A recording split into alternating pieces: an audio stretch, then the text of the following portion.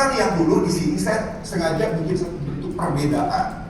Jadi kita harus ngerti dulu konteks perbedaan kita khotbah di ibadah raya dengan khotbah di pool atau di kelompok sel. Perbedaannya apa? Di ibadah raya biasanya di atas mimbar itu menghasilkan inspirasi buat para pendengar.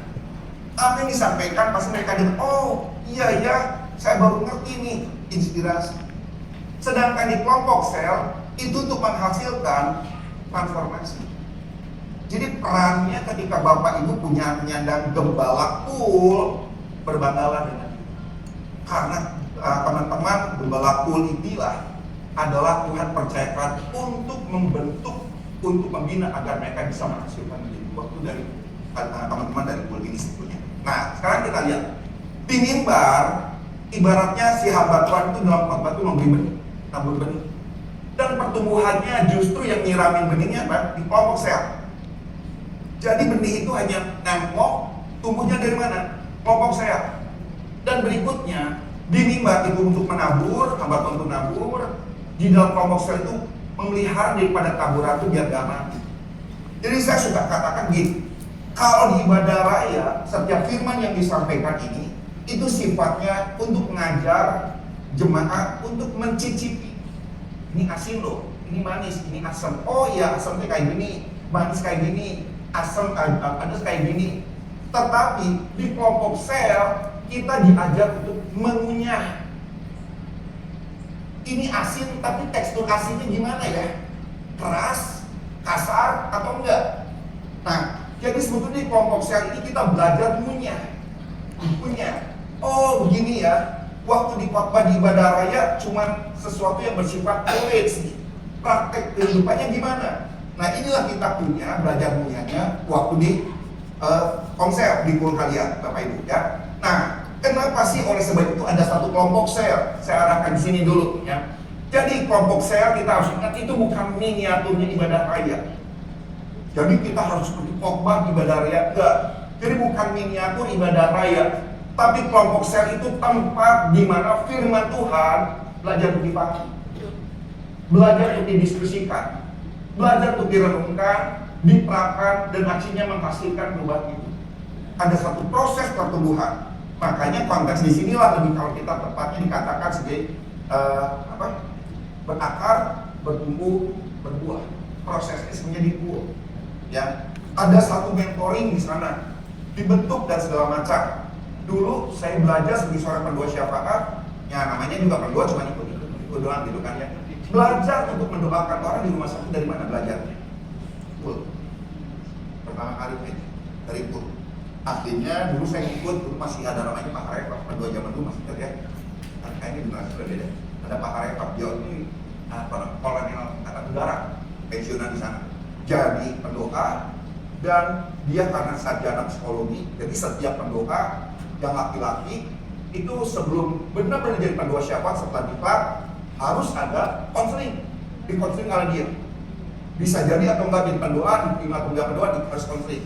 Sedangkan buat ibu-ibu itu dulu sama Cik Kristin, kita galuh, yang almarhum ya. Nah, dibagi dua kelompok ini saya nggak tahu di pendua sekarang ada konseling atau enggaknya. Dulu ada konseling, setelah diklat ada konseling secara pribadi ya. Nah, oleh sebab itulah ya, di dalam pool kita harus bisa memberikan satu firman Tuhan itu agar mereka bisa benar-benar punya paham, dan akhirnya itu menjadi satu bahan diskusi buat mereka, dirundungkan, diterapkan, dan akhirnya menghasilkan satu perubahan hidup. Jadi tujuan akhirnya bukan peserta mengerti khotbah, tapi peserta berubah oleh firman.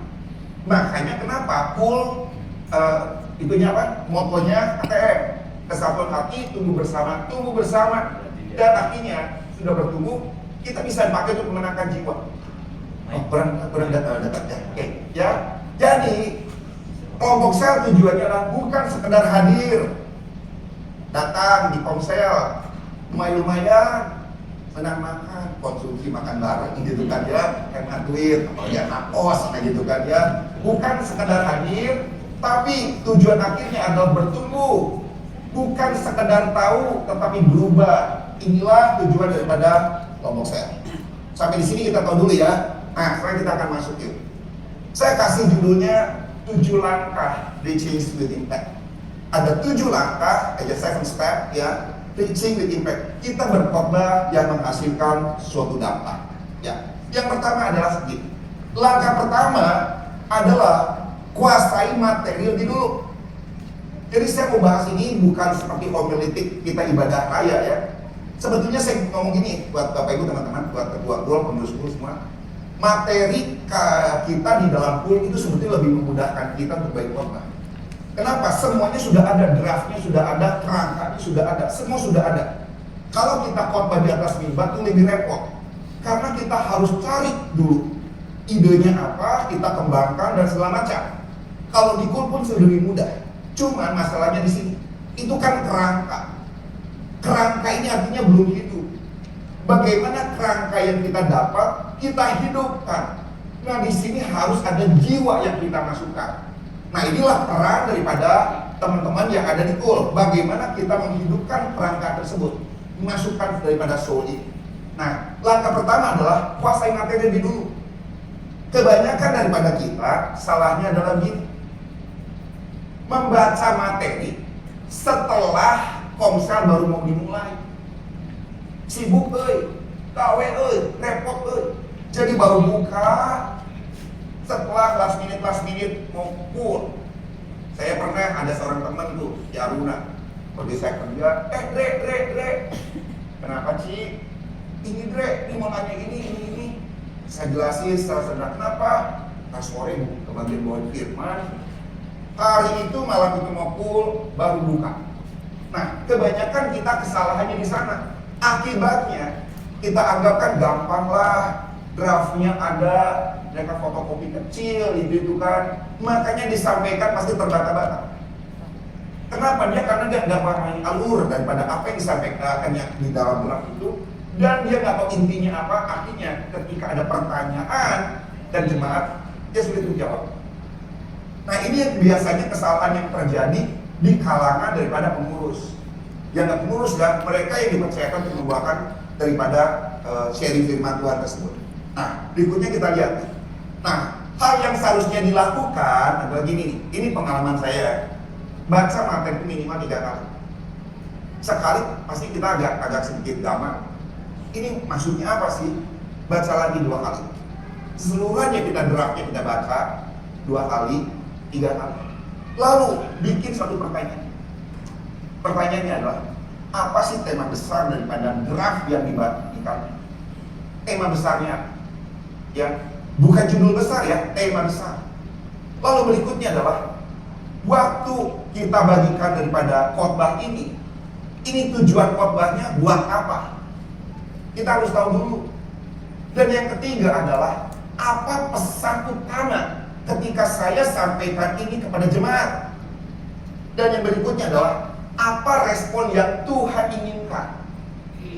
Jadi harus ada satu timbal balik dari setiap firman yang kita siarkan kepada jemaat di pool kita. Ada timbal baliknya. Memang kalau kita perhatikan, ada orang-orang yang khotbah itu punya gaya masing-masing. Saya tipikal pengajar karena saya kan panggilan Tuhan di situ. Dites di GISC oleh Pak dulu ya Pak Surabaya, saya lupa namanya siapa. Dites waktu itu yang jadi sampelnya saya. Hasilnya ditunjukkan ini pengajar. Nanti 6 bulan lagi dites lagi ya, dites lagi pengajar. Akhirnya memang panggilan saya di sana pengajar. Jadi kalau khotbah tunggu saya khotbah pengajaran, lebih kepanjangan atau sistematika gitu. Ada teman kita nanti minggu dia khotbah Pak Yogi. Kita satu ruangan, mejanya saya, Yunus, Pak Yogi dan sebelah saya. Beliau itu bukan pengajar, penginjil. Tapi dia yang penginjil. Khotbah dia, topiknya pasti sederhana. Sering kita jumpai, sering kita alami. Dan biasanya yang namanya penginjil, dia minta respon daripada kita. Harus ada pertobatan. Makanya altar call. Gimana tindakan iman kita setelah dengar firman-Nya? Nah itu setiap orang punya gaya masing-masing.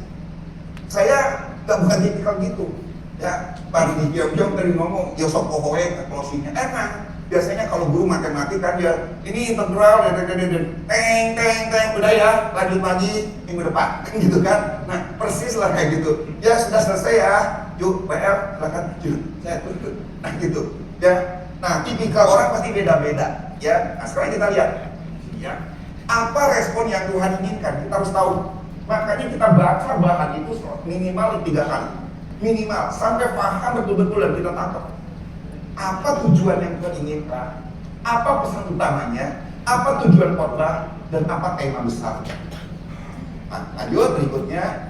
Lalu kita ambil contoh. Misalnya judulnya adalah mengampuni seperti Kristus. Jadi ketika mengampuni seperti Kristus, jangan hanya sekedar tahu isinya. Oh, Yesus itu mengampuni dosa-dosa kita. Bukan message utamanya, bukan itu. Tetapi paham inti pesannya. Ketika Yesus mengampuni seperti Yesus, artinya apa? Tujuan utama daripada firman yang disampaikan adalah untuk membentuk kita semua memiliki hati yang mengampuni seperti Kristus. Itu kuncinya. Kita bentuk jemaat seperti itu. Jangan hanya sekedar knowledge. Yesus mengampuni, semua orang juga tahu Yesus mengampuni. Mati di atas kayu salib, disiksa, di Golgota, langsung di segala macam, semua tahu. Tapi intinya adalah, buat kitanya adalah pahami inti pesan itu. Dengan judul ini artinya pesan utamanya adalah kita mau seluruh jemaat memiliki hati untuk. Nah, dari situ nanti kita bisa follow up. Siapa di sini yang belum bisa ngampuni? Kita doakan. Contohnya seperti itu. Nanti kita sama-sama doakan seperti itu, ya. Nah, itu ada satu goal di sana, ya. Oke, kita lanjut ya, kita lanjut. Langkah kedua adalah temukan big idea-nya, ide besarnya. Nah, ide besar di sini artinya jiwanya apa, soul-nya apa di isi khotbah itu. Biasanya setiap saya ibadah raya minggu, ketika saya menyiapkan satu khotbah yang baru pertama saya bikin, itu biasanya saya masih ngeraba-raba soulnya apa. Untuk khotbah itu pasti harus ada soul untuk bisa menjiwai. Kalau enggak pasti terbata-bata juga. Makanya kadang saya di ibadah pertama agak pendek, nggak terlalu panjang. Baru kedua baru nangkap soulnya. Jadi khotbah itu ada jiwa. Seperti orang nyanyi, ada penghayatan, dia menjiwai nyanyi. Nah, artinya khotbah pun kita harus bisa menjiwai. Disinilah ketika kita dapat big idea-nya, kita bisa membuat kerangka itu menjadi hidup. Karena kita memasukkan jiwa di sana. Oke, tangkap ya. Nah, lanjut ya. Nah, setiap khotbah harus punya satu gagasan yang jelas. Kita ambil contoh, ya. Ujian hidup dan iman. Pertanyaannya gini. Yang pertanyaan dijawab, apa yang ingin Tuhan sampaikan oleh tema ini? Jadi pertanyaan kita ketika nyiapin khotbah ini, ujian hidup dan iman. Jadi Tuhan, dengan konteks ini Tuhan inginnya apa sih? Dan yang kedua, apa inti kebenaran yang harus diingat jemaat di konsep dari ujian hidup dan iman?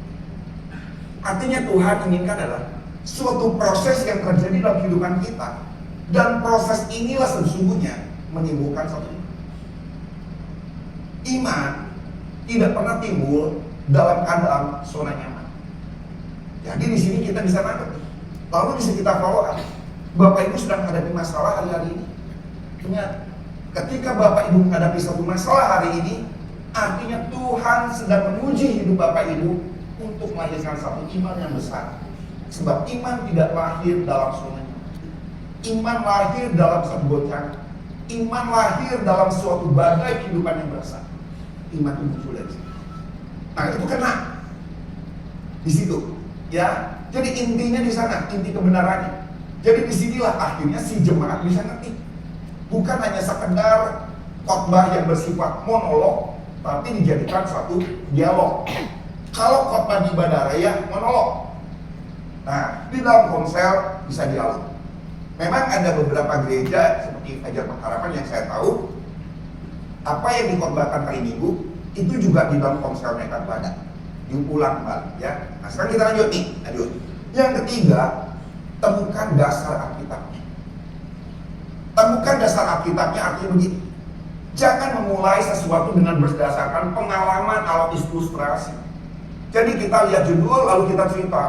Dulu saya pernah begini begitu, it's okay, no problem. Tapi bukan itu menjadi poin utama. Saya di Indramayu, saya ikut full daripada papa mertua saya, anakku dan juga papa mertua saya. Setiap kita pukul pagi-pagi bukan malam, Kenapa? Karena di sana kebanyakan orang punya toko. Jadi sebelum buka toko, jam 6 pagi kumpul semua. Buka pool. Nah, saya dengerin di situ, dan papa saya seorang pendeta juga, ya. Tapi waktu bagian ini juga sebetulnya nggak kurang dalam, kayak maklum lah, basicnya juga pendeta yang namanya kejadian, ya. Jadi bukan keluaran, kejadian. Ya seperti itu. Jadi begitu dia bahas poin pertama, jangan mengucapkan kata-kata dusta. Nah, nanti orang-orang ada momen gini, dia tuh seperti segitu, dia ngomongnya gini. Jadi akhirnya jadi bahan bahasan ngegosipin orang. Dan ini yang saya pernah alami di Indramayu, di tempat papa saya, mertua saya. Dan itu yang terjadi. Akhirnya ngomongin orang, ngomongin si A, si B, dan si C, dan segala macam. Setelah itu udah jam 8, yuk kita udahan, kita doa, buka toko masing-masing. Dan yang terjadi seperti itu. Ya. Nah, oleh sebab itulah, mulai segala sesuatu dengan dasarnya adalah firman Tuhan. Contohnya adalah temanya ujian hidup dan iman.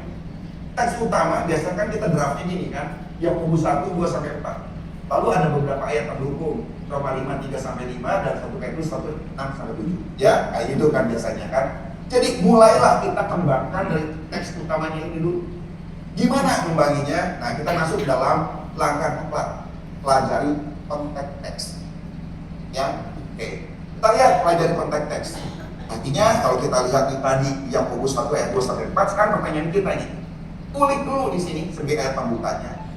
Siapa penulisnya? Lalu kepada siapa surat itu ditujukan? Dan apa latar belakang masalah Yakobus 1, 2-4? Kita harus belajar dari sini. Dan kenapa ayat ini ditulis? Jadi mulai dari situ dulu. Nah, kebetulan saya ngajar juga sebagai dosen di FERBU. Dan terakhir saya waktu itu ngajar ketika Kristen.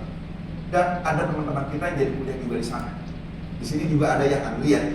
Cuma nanti saya ngajar waktu di STT Magelang ya. Nah, waktu saya ngajar, saya kasih satu tugas buat mereka gitu. Ada beberapa tugas dan salah satu teman saya ngomong gini, Wester Wabio ya, dia ikut kuliah ngajar satu.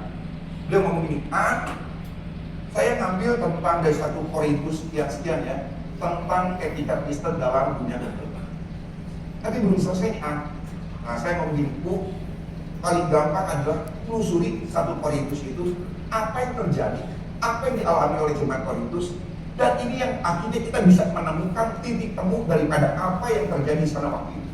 Artinya kita pelajari konteksnya itu dulu dari ayat tema tersebut, ya. Nah, dari sini kita akan lihat berikutnya, kita lanjut dulu di sini ya. Nah, langkah kelima, sorry. Nanti kita ambil contoh di sini. Ya. Langkah kelima, ya. Temukan pokok khotbah dan kembangkan setiap poin. Poin kan kita sudah dapatkan. Nah, sekarang kita kembangkan. Nah, sekarang kita ambil contoh ini deh. Ini materi full 2 Juni 2020. Jangan jemu-jemu berdoa. Ada ayatnya Lukas 18:1. Kemudian ayat pendukungnya Efesus 3:20 dengan topik poin pertama merasa doa tidak dijawab. Kemudian Matius 11 ayat 28 merasa kecewa. 1 Yohanes 1 ayat 9 merasa tidak layak, dan closing bentuknya kesimpulan sini. Ini kerangkanya kayak gini. Nah, ketika kita mempelajari ini, jangan jemu-jemu berdoa. Kita lihat dulu Lukas 18 ayat 1. Apa sih isi Lukas 18 ayat 1? Ada yang tahu nggak? Itu kita buka tapi. Nah, kita main-main di sini sekarang ya. Lukas 18 ayat 1. Jadi ibaratnya kita lagi nyiapin khotbah. Jadi kita pernah baca 3 kali poinnya. Lukas 18 ayat 1 ya. Nah, Lukas 18 ayat 1 itu perikopnya apa? Perumpamaan tentang hakim yang tidak benar. Artinya ini bermula daripada cerita narasinya Yesus dalam bentuk suatu perumpamaan. Itu yang kita ketahui dulu, perumpamaan. Nah, waktu Yesus menyampaikan ini dalam satu bentuk perumpamaan, ini ditujukan kepada siapa? Nah, kita harus teliti di sini. Di situ dikatakan ayat 1 gini. Yesus mengatakan suatu perumpamaan kepada, ada kata-kata kepada mereka untuk menegaskan bahwa mereka harus selalu berdoa dengan tidak jemu-jemu. Kepada mereka ini siapa? Satu, murid-murid Yesus. Kedua, orang-orang yang ikut Yesus dan mendengar bersama Yesus di sini. Kepada mereka. Nah, tapi ini kenapa judul jangan jemu-jemu berdoa? Di sini Yesus menegaskan, ayo doa. Kenapa? Kita harus lihat linknya satu perikop di atas. Jadi gini, ketika Bapak Ibu mempersiapkan suatu khotbah, ada satu poin. Lihat kaitannya ke atas, ke bawah. Satu perikop ke atas, satu perikop ke bawah. Jadi kenapa Yesus bicara tentang perumpamaan ini? Kita lihat konteks di atasnya. Konteks di atas apa? Bicara tentang kerajaan surga, kerajaan Allah. Kitanya. Nah, di situ artinya gini. Selama Yesus itu akan suatu hari akan pergi, kita masuk dalam namanya suatu penantian. Dalam namanya penantian, gereja Tuhan itu akan mengalami yang namanya aniaya, penderitaan, masalah dan segala macam. Oleh sebab itulah, selama kita menantikan kedatangan Yesus itulah, makanya dia katakan doa jangan. Lalu dia kasih perumpamaan seperti apa? Seorang janda miskin dengan seorang hakim yang lalu. Kali lagi, kenapa janda yang diambil oleh Yesus? Janda adalah sosok figur secara kehidupan sosial yang tidak punya satu jaminan apa-apa. Itu janda. Jadi di sini Yesus gambarkan dan perumpamaan, inilah gambaran kita yang seakan-akan menghadapi satu masalah kita tidak ada pegangan apa. Dan yang dihadapi oleh dia hanya satu, yaitu hakim yang bisa menjawab setiap kebutuhannya dia. Tapi di sini Yesus gambarkan dengan konteks antitesisnya dia. Hakimnya jahat, hakimnya lalim. Tapi hakim yang lalim ini setiap si janda ini datang ke rumah hakim itu, ketok pintu. Lama-lama dijawab juga. Nah, jadi Yesus maksudnya gini. Hakim yang lalim itu akhirnya juga bisa memberikan satu jawaban. Apalagi saya sebagai Allah yang penuh dengan kasih. Makanya jangan pernah jemu-jemu dalam berdoa. Itu konteksnya. Kenapa? Kadang-kadang kita jemu dalam berdoa karena kita ngerasa doa tidak dijawab. Kenapa alasannya doa nggak dijawab?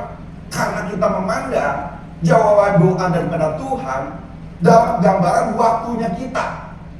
Makanya ketika Allah nggak jawab, kita anggap Tuhan nggak jawab doa kita. Itu masalahnya. Nah, kita konteks di sini bisa udah kejawab. Ini menjadi satu bahan. Ini udah satu poin udah dapat. Ya, kenapa kita kedua tidak dijawab?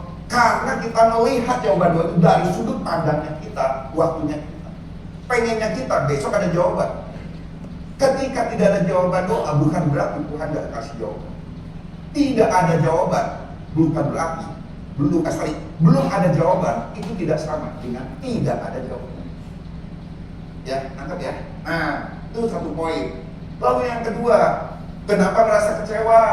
Nanti kita dari ayat ini bisa kita kembangkan. Apa yang terjadi di sini tidak dikembangkan. Dan poin ini juga tidak bisa kembangkan. Karena di sini kita merasa kayaknya Tuhan gak jawab, saya gak layak nih orang yang penuh dosa. Nah, gitu. Ini bisa ditegaskan di sini. Di sini poin-poin 3 poin ini adalah sesuatu hal yang bisa kita temukan di kalangan jemaat. Pasti jemaat pasti ngalamin ini. Pernah doa nggak dijawab, pernah saya gini. Nah, ini jadi jalan keluar buat mereka. Tapi ya, kalau ikut teman-teman ya, cara garis besarnya deh, ya. Nah, yang keenam nanti ketujuh selesai. Langkah yang keenam hubungkan dengan kehidupan kita. Dari kita bahan yang kita bahas ini, lalu setelah menjelaskan firman Tuhan, tanyakan bagaimana firman ini berbicara kepada Bapak Ibu. Ya, misalnya jika jemaat kita terdiri dari pekerja, orang yang bekerja, pengusaha, mahasiswa, atau ibu rumah tangga, maka aplikasi kita bahan materi ini, firman Tuhan itu harus diaplikasikan yang menyentuh dunia yang lain. Mungkin di akhir ini, mungkin di antara Bapak ini hari ini sedang mengalami satu masalah berat. Mungkin tidak seberat Daniel ketika harus dimasukkan ke keadaan ini. Tapi apa yang dihadapi oleh Bapak ini? Mungkin masalah finansial, usaha sedang jatuh. Anak-anak sekarang memberontak tidak bisa taat kepada orang tua atau yang lain. Itu menyentuh buat mereka. Uji kita tetap jaga saudara. Masalah ada tempat di mana Tuhan melatih. Lalu kita di sini sambil dengan konteks emas yang bingung. Nah, maksudnya di situ kita bawa sana. Dan yang ketujuh, langkah ketujuh adalah akhiri dengan klimaks. Ya, klimaks. Artinya ini. Masalahnya banyak pengkhotbah bagus kehilangan power pada akhir bagian penutupnya. Kenapa? Jangan kita berkata demikianlah firman Tuhan, tetapi kita katakan dengan konteks jadikan firman hidup dalam kehidupan Bapak Ibu hari. Jadikan setiap firman kan menjadi satu kekuatan bagi Bapak Ibu sedang mengalami masalah. Ingat ya, tidak. Tuhan masih dengar katakan, Tuhan masih ada. Seperti itu konteksnya. Itulah klimaksnya yang tetap bisa ya, dan selesai sudah di sini. Oke, mungkin ini udah kelebihan banyak nih kekurangan. Silakan, mungkin ada yang mau nanya. Nanti kita ada semacam praktek ya, nanti bro Hari yang akan memberikan. Oh, nama Leni. Oke. Mungkin ada yang mau bertanya dulu, silakan. Oke.